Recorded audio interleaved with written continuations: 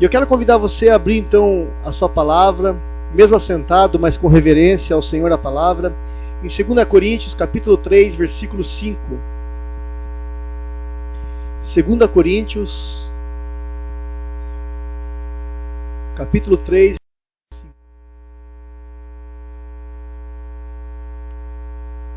2 Coríntios, capítulo 3, versículo 5. Amém? Todos acharam? Diz assim a palavra do Senhor: não que por nós mesmos sejamos capazes de pensar alguma coisa, como se partisse de nós. Pelo contrário, a nossa suficiência vem de Deus. A nossa suficiência vem de Deus. Né? O tema dessa mensagem é restaurando a capacitação. Tá bom? Vamos orar. Feche seus olhos. Deus, obrigado, Senhor, pelos momentos que aqui tivemos, momentos que adoramos o Senhor, erguemos as nossas vozes, nossas mãos em direção ao Senhor e clamamos, agradecidos por tudo que o Senhor tem feito. E esse é o momento, ó Pai, onde o Senhor fala conosco através da palavra. Eu peço que o Senhor fale a cada um da maneira que Tu sabes. Que o Senhor, ó Pai, derrame da Tua bondade, da Tua graça, para que essa mensagem, Senhor Deus, caia em corações receptíveis para ouvi-la, entendê-la e praticá-la. Senhor Deus, que essa mensagem seja como uma semente que frutifique e dê muitos frutos, ó Pai. Eu quero também, Deus, pedir que toda ação do inimigo em roubar essa palavra, em tentar fazer com que nossa mente esteja voltada em outras coisas, caia por terra agora em nome de Jesus, e que em nossa mente, o nosso coração, a nossa atenção esteja voltada somente para a voz do Teu Santo Espírito, Senhor. É isso que eu lhe peço e agradeço em nome de Jesus. Amém e amém. Queridos irmãos, o Senhor Jesus, Ele coloca a vida cristã num nível muito elevado. Nós temos visto isso já durante as semanas, como é elevado o nível de ser um cristão verdadeiro, né? Viver e ter o caráter de Cristo é algo que o Senhor espera de nós e que nós devemos ter como modelo de essência. Jesus é o nosso modelo de essência, de excelência. É Ele que devemos imitá-lo, não só nos nossos pensamentos, não só nas nossas atitudes. Mas sem dúvida, irmãos, a autossuficiência, o orgulho tem sido um dos maiores inimigos daqueles que se ocupam em fazer a obra de Deus ou seguir os passos do Mestre. O orgulho e a autossuficiência. Uma coisa é você ser competente, determinado em seguir em sua missão, com tomadas de decisões que possibilitem avançar a esse projeto de vida, a ampliar a sua tenda, né? Outra coisa é nós nos acharmos autossuficientes, acharmos que nós temos em nós toda força, toda inteligência, toda condição para alcançar esses projetos. Quando pensamos assim e achamos isso, nós damos lugar ao orgulho na nossa vida, e fazer isso é permitir que o inimigo tenha força de nos levar a um caminho de derrota. E um dos segredos, queridos irmãos, de nós não perdermos o foco é entendermos que o nosso sucesso na nossa vida espiritual, o nosso sucesso na nossa vida financeira, o nosso sucesso na nossa vida comum de homem e mulher, não está simplesmente no tamanho da obra que nós realizamos na igreja, não está simplesmente nas grandes realizações que nós fazemos com as nossas próprias mãos, não está no tamanho da tua conta bancária, da tua inteligência, mas sim está na perfeita vontade de Deus que norteia o nosso caminho, que norteia a nossa vida. Quando isso acontece, quando nós sabemos e entendemos isso, entendemos que a nossa vida, o nosso trabalho, as nossas realizações estão na mão de Deus, tudo isso nós vamos conseguir glorificar Deus com essa atitude. E esta é a diferença entre aquele que faz para Deus uma coisa e aqueles que fazem para si mesmo. Quando uma pessoa faz algo para Deus é mais leve. Quando faz para si mesmo, as coisas de Deus se tornam pesadas. Você começa a ouvir resmungos e começa a ver tantas outras coisas porque está pesado. Entendeu? E quando se trata de assuntos espirituais, meus irmãos, nós precisamos entender que tudo que precisamos está revelado na palavra de Deus. Tudo que queremos e precisamos entender da palavra de Deus está sendo ministrado a nós por meio do Espírito Santo. Está na palavra de Deus. Não precisamos correr atrás de profetas, não precisamos correr atrás de grupos que se dizem ter a melhor revelação da palavra. Não precisamos de habilidades de esta ou aquela pessoa, mas nós precisamos recorrer a Deus, não a outras fontes. E recorrer a Deus é recorrer à sua palavra. E queridos, um dos nomes de Deus no Antigo Testamento é o grande El Shaddai. É o todo-poderoso, todo-suficiente. E essa palavra que os judeus conheciam a Deus como grande El Shaddai, entendiam o Deus todo-suficiente. Esse é um nome cheio de significado, não só para os judeus, mas para nós também. Aqueles que adoram a Deus em espírito e em verdade, descobrem que Deus satisfaz cada necessidade da sua vida. Que Deus é o Deus que vai à frente. Não precisamos de experimentar, ter uma experiência suplementar, não precisamos de ter uma dose mais forte de redenção divina ou qualquer outro aparato espiritual ou emocional para conhecermos mais de Deus. Não, porque o Deus verdadeiro, Ele é autossuficiente e a sua suficiência está revelada na sua palavra.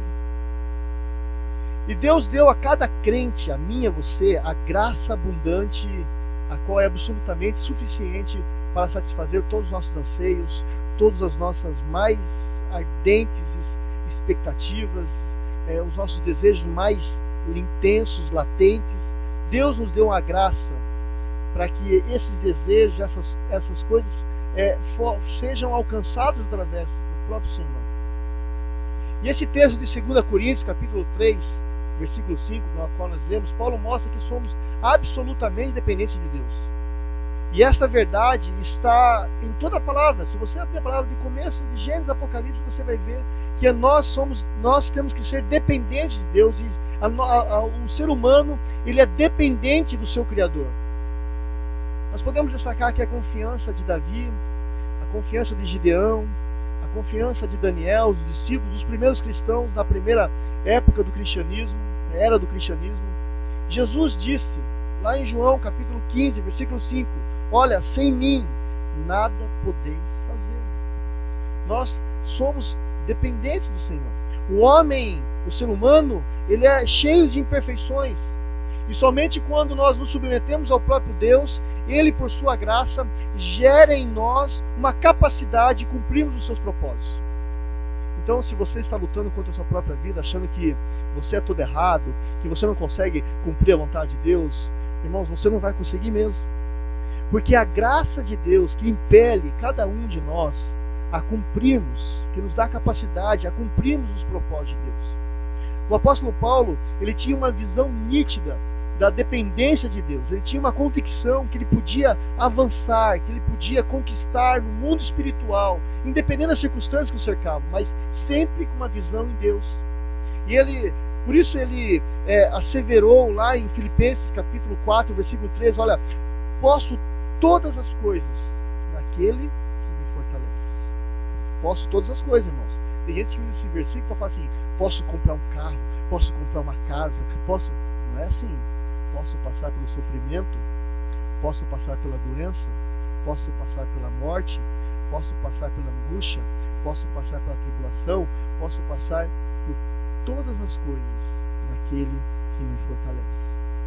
E é exatamente isso que nos faz ser grandes, sermos homens e mulheres de Deus. Uma dependência total de Deus em Cristo, permitindo que o Espírito Santo de Deus atue em nós e nos ajude a cumprir os desígnios de Deus. E Deus preparou todas as condições para que possamos ter essa vida hoje. Deus nos ajuda a entender que possamos ter aqui nesse mundo no qual nós vivemos, nessa era presente, diante de tantas dificuldades, nós podemos sim cumprir os propósitos de Deus. E Ele nos capacita. E o primeiro ponto que eu quero trabalhar com vocês é que Ele nos capacita porque em Cristo, em Deus, nós temos a mente de Cristo. Paulo escreveu à atribulada igreja de Corinto, dizendo o seguinte, olha, portanto, ninguém se glorie nos homens, porque tudo é vosso, né? Tudo é de Deus. Ele desejava que até mesmo os crentes que estavam divididos naquela época soubessem que a suficiência deles estava em Cristo.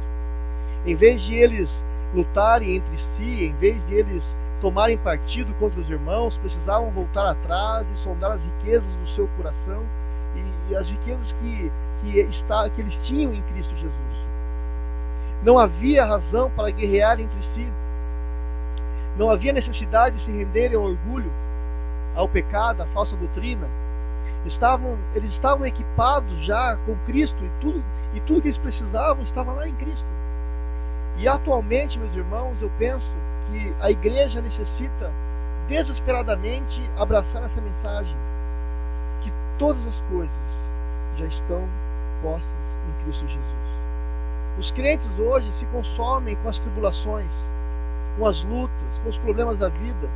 Estão tomados pelas dificuldades e dores e angústias. Estão buscando desesperadamente algum grande novo segredo. Estão buscando algum nível espiritual mais elevado, algum alívio mais eficaz do que já possuem na palavra. Estão buscando, por isso que estão correndo atrás de homens, de igrejas e tantas outras coisas. A igreja está desesperada porque esqueceu, queridos irmãos, que Cristo é suficiente. E consequentemente a igreja então está fragmentada e severamente enfraquecida. E não é necessário que seja assim. Deus não nos chamou para vivermos isso. A graça de Deus ela é suficiente. Ele nos abençoou com toda a bênção espiritual, diz lá em Efésios. Somos participantes da natureza divina. Cristo vive em nós. Somos abençoados. E nele, com tudo que precisamos ou precisaremos. É por isso que o apóstolo Paulo, lá na sua carta, a 1 Coríntios, capítulo 2, versículo 16, ele diz, olha, pois quem conheceu a mente do Senhor? Nós, porém, ele diz, temos a mente de Cristo. A Bíblia afirma que nós temos a mente de Cristo. Devemos entender que ter a mente de Cristo, quando nós recebemos a Cristo no nosso coração, morremos com Ele, ressuscitamos com Ele, e então esta morte elimina a nossa natureza, a nossa mentalidade carnal, essa morte elimina aquilo que não prestava e acrescenta a mentalidade espiritual. É por isso que quando você começa a frequentar uma igreja, você começa a perceber algumas coisas que você não percebia. Que antigamente você fala, nossa, mas esse negócio não é normal. Porque Deus, quando você foi alcançado por Deus, Ele trocou a tua mente, te deu uma mente nova, te deu uma mente sã. E essa é uma mudança espiritual radical. Essa morte, quando nós morremos com Cristo, não é uma morte física, mas é uma morte que traz vida. E é por isso que João, capítulo 12, versículo 24, diz, olha, em verdade vos digo, se o grão de trigo não morrer, fica ele só. Mas se ele morrer, produz muito fruto. É por isso que a nossa natureza carnal tem que morrer e Cristo tem que ressuscitar em nós. Quando você entregou seu coração para Deus, o velho homem, ele passou. O velho homem já se foi. E é necessário que nós entendamos isso, queridos irmãos. O velho homem, ele renasceu em Cristo, em nós. E a Bíblia afirma que o nosso velho homem já foi crucificado. Lá em Romanos, capítulo 6, eu vou ler alguns versículos para vocês prestem atenção. Diz assim, ó, que diremos, pois? Permaneceremos no pecado para que seja a graça mais abundante? De modo nenhum, diz o apóstolo Paulo. Como viveremos ainda no pecado, nós que para ele morremos? Ou porventura ignoreis, todos nós que somos batizados em Cristo Jesus, fomos batizados na sua morte? Fomos, pois, sepultados com ele na morte pelo batismo, para que com Cristo, como Cristo foi ressuscitado dentre os mortos pela glória do Pai, assim também vós seja ressuscitado em novidade de vida. Porque se fomos unidos com ele em semelhança da sua morte, certamente seremos também na semelhança da sua ressurreição.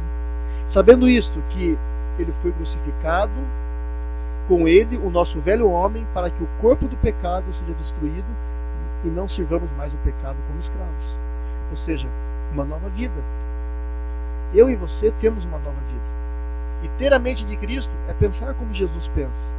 É pensar na palavra como ele pensava.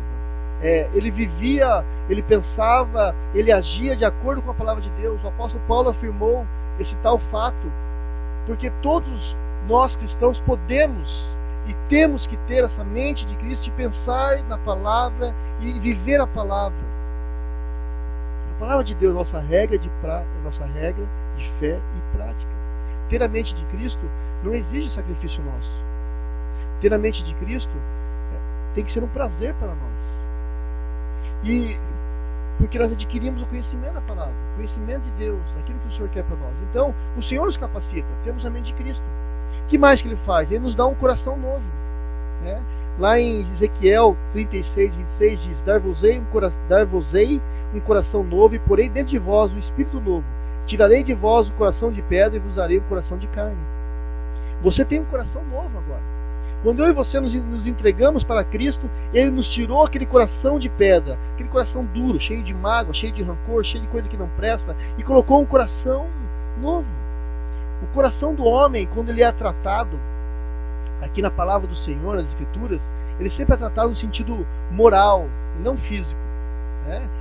O coração é sinônimo da própria natureza do homem, porque é no coração que se refere ao entendimento, se refere aos sentimentos, se refere às intenções.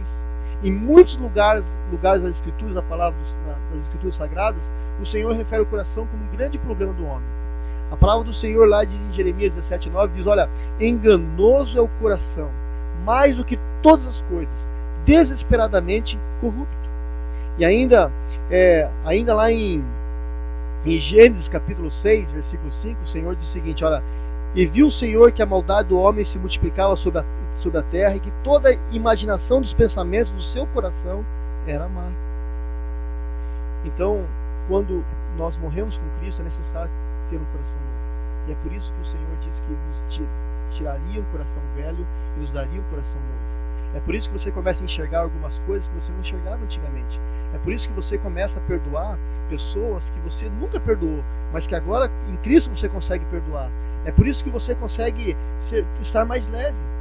E a Bíblia afirma que Deus tira esse coração duro e nos dá um coração novo. Cada um de nós andava pelo seu próprio caminho, andava na vaidade da sua própria mente, da sua dureza do seu coração, mas a partir da regeneração, a partir da ressurreição em Cristo, recebemos um coração novo, e esse é o mesmo coração que o Senhor tem. E também passamos a compartilhar, né, um coração com os irmãos em Cristo. O mesmo coração do Senhor está em mim, está em você. E nós juntos vivemos em comunhão. E é esse coração, meus irmãos, novo, que é a segurança do novo cristão. Se você se converteu, mas continua guardando no seu coração rancores, mágoas, alguma coisa está errada. Porque tem que ser tratado, tem que ser liberado perdão, tem que ser feito coisas novas. E a palavra do Senhor, nós devemos chegar diante de Deus com um coração, com interesse de fé, um coração purificado. É por isso que nós vemos muitos cristãos sucumbindo na depressão, diante de situações terríveis da vida, porque não aprenderam a fazer a primeira coisa que Cristo fez por nós: perdoar. Precisamos ter esse coração novo. E quando Deus te deu um coração novo, esse coração novo já vem com um inquilino. Esse inquilino é o Espírito Santo de Deus. A Bíblia diz que Ele mora dentro de cada um de nós. E é o Espírito Santo, Ele nos convence do pecado. É o Espírito Santo que nos dá poder para sermos testemunhas, né, do Evangelho. É o Espírito Santo que molda em nós o caráter de Cristo. É o Espírito Santo que Ele dá os dons para nós, para servirmos a igreja. Então nós temos a mente de Cristo e temos um novo coração.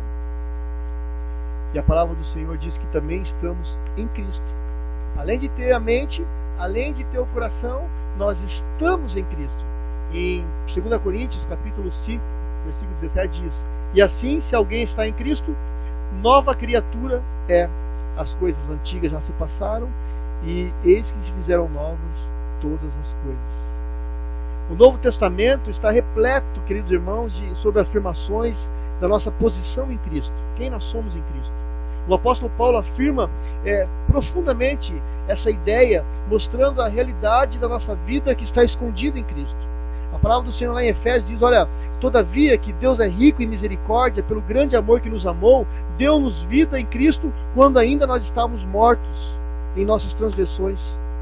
Pela graça vocês são salvos. O apóstolo diz. E Deus nos ressuscitou com Cristo e com Ele nos fez assentar nos lugares celestiais. Essa é a nossa posição. Por isso que a graça é suficiente. Deus é suficiente, porque nós temos a mente de Cristo, o coração de Cristo, e Cristo está em nós. E Ele fez tudo já por nós. Podemos afirmar que espiritualmente temos vida e ressurreição em Cristo e estamos assentados com Ele nos melhores lugares, porque Ele está em nós. Irmãos, você não precisa correr atrás de profetas. Você não precisa correr atrás de igrejas que prometem tantas coisas. Você precisa correr atrás de Cristo. Você precisa se jogar aos pés de Cristo. Se a tua vida não está legal, se coisas na tua vida não tem andado como é para acontecer, é porque você não tem se jogado aos pés daquele único que pode fazer a diferença, Cristo. Eu falo isso com muito amor e com muito carinho, porque eu tenho plenamente que a nossa igreja é uma bênção, irmãos. A igreja presbiteriana é uma bênção, uma igreja séria. Mas a igreja presbiteriana não vai levar você para o céu.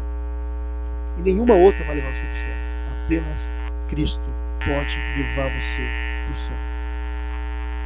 E nós precisamos aprender como comunidade presbiteriana a nos jogar, a nos quebrantar diante de Deus. Por isso eu quero marcar essa reunião com a liderança.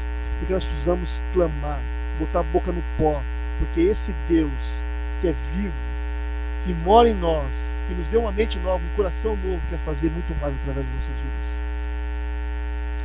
E ainda o texto continua, esse texto nos chama muita coisa. Além de termos a mente de Cristo, além de termos um coração novo e termos Cristo em nós, estarmos em Cristo, Cristo está em nós.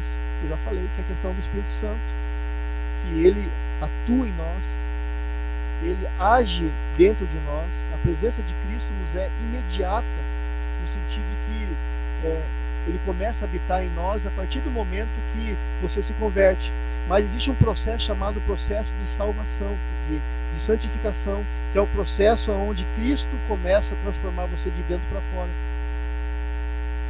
Por isso que precisamos crescer. É por isso que o apóstolo Paulo falava, olha, mais de Cristo e menos de mim. Ele diz assim, olha, eu estou crucificado com Cristo, agora já não sou eu quem vivo, mas Cristo vive em mim.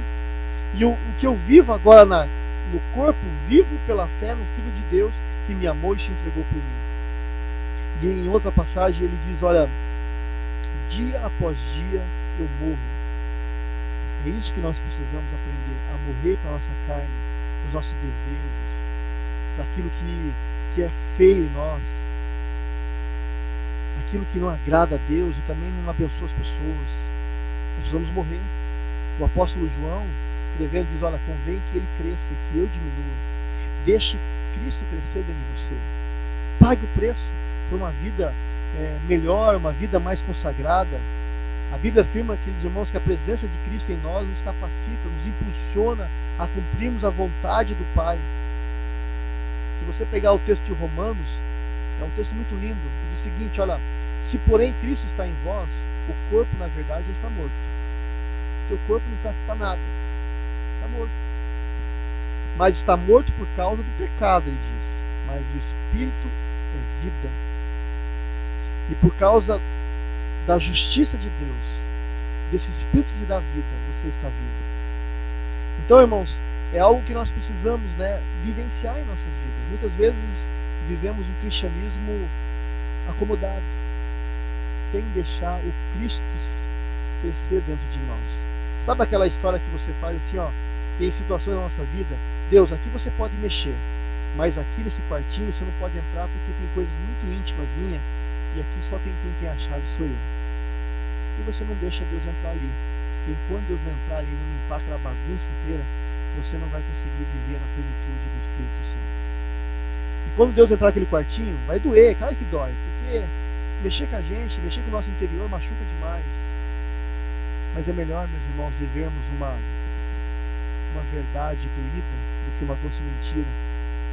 temos uma fachada de cristão, quando lá dentro de nós, onde Deus que conhece nós, que sonda o nosso coração, né, e conhece nós por dentro, sabe que existe algo que precisa ser mudado em cada um de nós. Mas essa mudança só vai acontecer, meus irmãos, se nós entendermos que é graça de Deus. Nós temos que deixar, mas quem faz é Deus, não nós. Não adianta você sair agora batendo a cabeça na parede, eu preciso jejuar, preciso fazer isso. Pega um negocinho, já começa a se cortar, como é o nome daquilo? Começa a se flagelar. Não é isso que Deus pede de você. Deus está pedindo de você, só abre o coração, o resto eu faço. Amém? Que Deus nos abençoe, que Deus nos encha com a sua presença, com a sua suficiência, e que Ele nos ajude a habitar continuamente junto com Ele, aqui na terra, na sua presença, vivendo uma vida de plenitude e santo. Amém? Feche seus olhos. Eu quero convidar já a dona Thalita para vir à frente. Nós vamos